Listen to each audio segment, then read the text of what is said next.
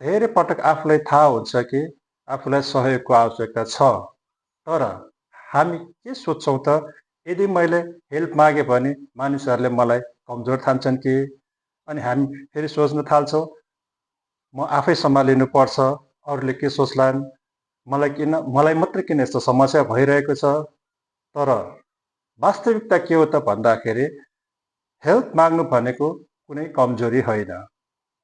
जस्तै तपाईँले तपाईँको मोबाइल बिग्रियो भने तपाईँ आफै खोलखाल पार्नु त हुन्न, यसलाई फिक्स गर्न चाहनुहुन्न, तपाईँ मोबाइल बनाउने ठाउँमै लगेर हेल्प माग्नुहुन्छ नि त।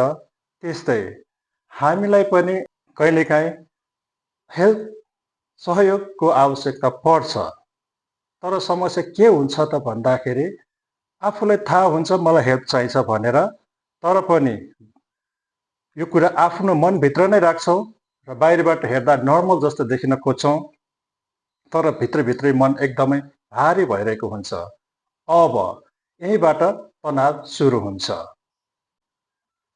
तर एउटा कुरा याद राख्नुहोस्, सबै कुरा एक्लै सहनु नै बलियो हुनु होइन। कहिलेकाहीँ बोल्नु, सेयर गर्नु, हेल्प माग्नु नै साहस हो। जुन दिनदेखि तपाईँले मलाई सहयोगको आवश्यकता छ भनेर भन्न सिक्नुहुन्छ, त्यो नै साहसको सुरुवात हो।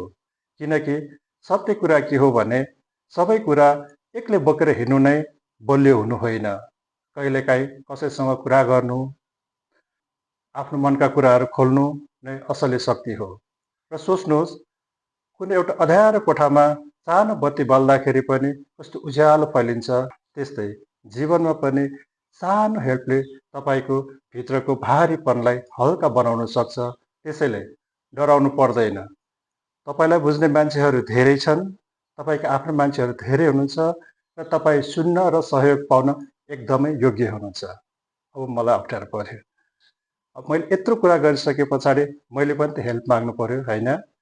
तसर्थ यो कार्यक्रम कस्तो लाग्यो तपाईँलाई? सल्लाह, सुझाव, कमेन्ट, सेयर, लाइक गरिदिनु होला र मेरो पुरानो भिडियोहरू पनि हेरेर सल्लाह सुझाव दिनुहोला र आउँदो भिडियोहरूलाई पनि माया गर्नुहोला। धन्यवाद।